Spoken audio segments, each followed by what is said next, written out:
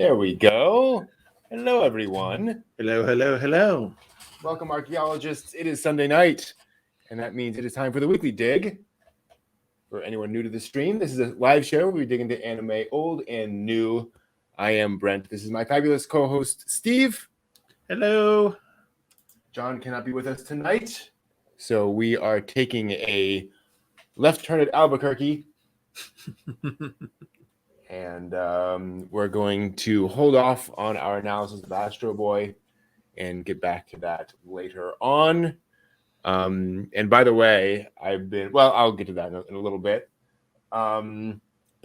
Actually, let's talk about that. Normally we do our analysis, and then we talk about we do our break and we talk about the stuff we've been watching recently. Let's do that now. Okay. And then we'll get to the Q&A here in a minute. If anyone has any questions for us, feel free to throw those in chat, and we will answer those questions shortly. Steve, what you been watching this week? Well, I've been kind of backtracking, just kind of visiting some old favorites, like I City. Oh, wow. Favorites? It's not necessarily favorites, but it was 4 a.m. and I was just like, I need something to watch. So, things like that, catching up a little bit on Spy Family. Of course, we're Ann and I are working our way through Comey. And I started, so I'm only on episode 1, or I've just finished episode 1. And I forgot that it has a certain order that I need to watch it in. So I had to look it up. So I stopped myself. But again, it was like 3:30 in the morning. So the melancholy, can't speak. Melancholy of Harazuma's, whatever her name is. The dance. Yeah. So I watched the first episode of that, and the season 1. Episode 1, and just kind of just like, because again, if you watch anime but you haven't seen that one, you know what that is. It's kind of like Gundam. You don't need to see Gundam to know what that is. So because it's everywhere. That you probably know the dance before you know the anime. Okay, at this point. So when I watched it, I was really kind of surprised with her with long hair. Yeah. And so then going through her just being him kind of going through the motions of life, just kind of just like, I'm just gonna coast through life. And he has. Is this the actual first episode? Because first episode. It's chronological order. So it's him showing up at school, and then she's sitting behind him. And right. And he's saying, I want to see aliens, Vespers, and all this stuff. And she says the same exact thing. And he's just like, eh. And so the first episode in season 1, like in the chronological order. That's why I had to stop myself. I was just like, oh no, there's a certain way I need to watch this. Yep. But it was amusing because again they go through like taking over the literary club space. And the poor girl, is just sitting there with her books, just like, I don't care. I just don't care. Let me read my book. You over here, that's fine. You want me in your club? Let me read my book. And they kidnap that poor girl. And they drag her, and she's just like, oh my God, I'm being kidnapped. What's going on here? And it just takes that weird kind of dark tone at first, because I'm just like going, wow, this could be like a really bad, creepy hentai. I'm like, oh. And it doesn't help. I think that is a bit of the vibe that they're kind of joking around with. And it doesn't help that she goes, and look, she's cute and she's got big breasts. And I'm just like, oh, okay, we're going there. Okay, great. No, but in all seriousness, it was amusing. It's fun. I can see how people would grab into this, but I can also see why that there's a different order that you need to watch this in. Not that I would know that going in, watching it, but it's like knowing that there's a specific order and just going, okay, yeah, this is probably something I need to watch correctly. So looking forward to that, because I'm kind of looking around after, and also I needed something a little bit lighter after seeing Cyberpunk Edge Runners, which is outstanding. If you haven't seen it, you have Netflix, please watch it. It is outstanding. The soundtrack is wonderful, and you're going to need large amounts of copium to drink. Oh boy. It's a sad one. But I did go to the local library. By the way, local libraries are wonderful if you want to check out a manga just to see. They don't usually have complete collections, but you get an idea if you'll like something or not. But I found something that I have not seen before. It's by Yoshiharu Suje. Okay. And it's called The Man Without Talent. So, so it's laid back Hitler. Yeah, right. And it's literally just a book about a guy who's just a guy just going through life and just kind of coasting through, and this is what it looks like. And by the way, he never loses the Hitler mustache. Okay. From what I can see. So on my channel, my other channel, I'll give a review on that. Cool. How about you, Brett? So I've been moving forward on some of the anime we'll be watching for for the weekly dig. So a couple episodes of Astro Boy, and then I moved into Gigantor. And I may recommend that we, I may be recommending that we somewhat modify our original plan. The original plan was to watch 5 episodes of Gigantor. I think that's way too many. I think 2 episodes are all you need, and you get Gigantor, and it's good, and you can move on.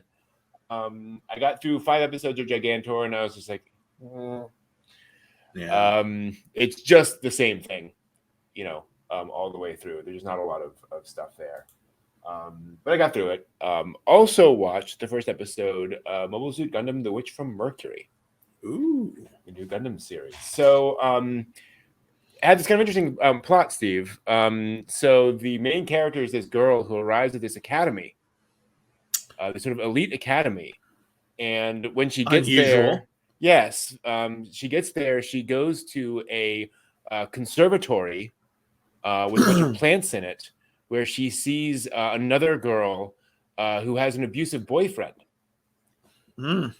And then it turns out like all the things in this school are resolved through duels. And so she ends up challenging him to a duel because the other girl is actually like betrothed to the guy through dueling. Okay. It's Utena. It's Revolutionary Girl Utena, episode 1. I was like going, I've seen this before, I think. It's really remarkable. And I'm really enjoying it. I'm thoroughly enjoying it. There is the obvious kind of, and I mean, not getting to spoilers, there is the obvious kind of goofiness of duels, and the duels are in mobile suits. Right. On school grounds. So that's a little odd. Yeah. And like they make a deal of like a duel is happening, and then like a piece of a mobile suit flies off, and kids have to like scatter to not get crushed by it. So it's like, Can you imagine being the parent? I'm saying my school, my kid, this is elite school. Okay, we're filling out the forms. What does this mean that we're not liable in case crushed by robotic arm? What does that mean? I'd love to see the insurance rider on some of these places. No kidding.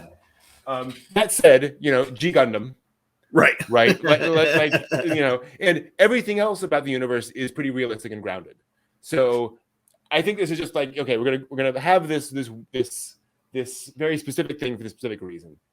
Gotcha. Characters are fun. And I was having a conversation on the Discord about this, where it's like, it's clearly not trying to be the most original thing in the universe. Some of the characters are very much okay. I know that character. I know that character. I know that character. But I think they're combining it with some very interesting stuff in universe.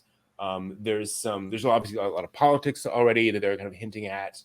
I think what it seems like they're doing is they're setting it up as a school anime to begin with. Right. Here are the kids in school. Here's the bully. Here's all the stuff. And so we'll kind of get these characters for a while. And I actually just realized there's a famous Gundam manga called École du Ciel, which I have back there because I love it so much. And it had kind of a similar premise. So I wonder if they're kind of going in that direction with this as well. Oh, But very much enjoying it. We'll see where it goes. It's just very weird seeing something where it's like, yeah, that's just Udna in Gundam. Okay, cool. well, at least it's not Isekai Gundam. Oh God, that's a new genre. There we go. Sorry, I'm sorry if someone actually heard that and decided to do that. I apologize to the world for that one. I may have written a young adult novel with that concept once. So those are the main things I can think of. I also just watching weird Halloween movies for the month. Yeah, it's that time of year. It's that time of year. If everybody in Chatland kind of looks at the back, at the being on your shelves back there. Yeah, exactly. Awesome, and cool. And we're enjoying things. All right, let's get to some of these questions. Yes. I'm gonna scroll up here. So John in chat asks, is there the big book of anime recipes with shows like Yuru Camp, Delicious in Dungeon, Restaurant in Another World? Has anyone ever compiled a big book of recipes? I'm not aware of one. I would love that. There is the manga cookbook. Oh, look at that. Which is basically, it's really just how to cook. Various recipes that show up in manga a lot. So there's, nikumaki. There's, what else do they have here?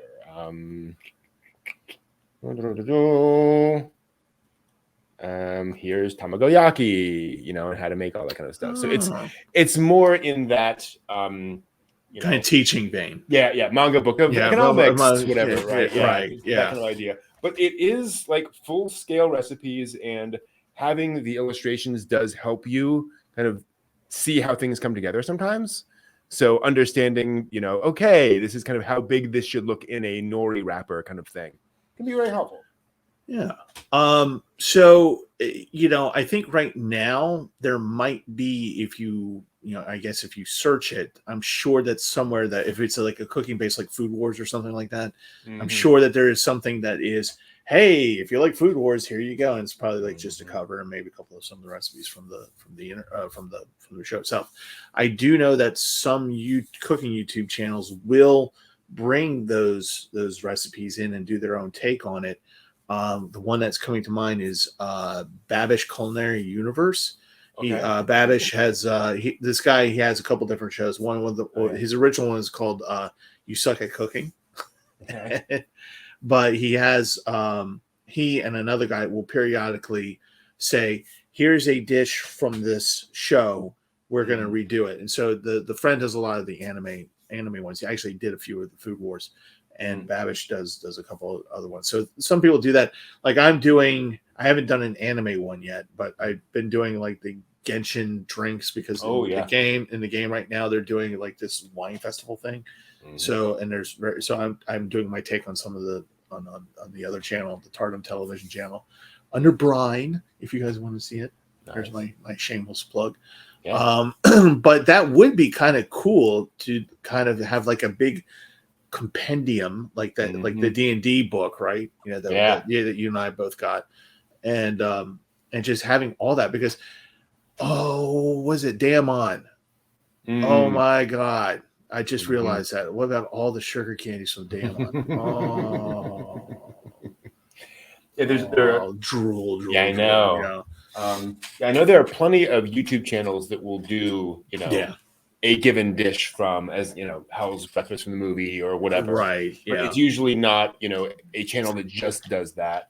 I just did a quick Google. There is an animerecipes.tumblr.com. If you're looking for that. It's only 2.5 pages worth of results. So I think it launched, within a month and a half, and then they stopped. But there's definitely some stuff on there, and they have like a screenshot plus an image of the actual dish and then how to make it. But yeah, I think that is definitely a hole, if you will. I think that's a gap that should be filled, so to speak. I'd love to see that. There's certainly plenty of things you could go for. Yeah. What was the Izakaya? There would be a great thing to pull from. Oh yeah. Let's see here. Looking up. Another question John has: what was the worst dub you've seen, and what was the best? So worst dub.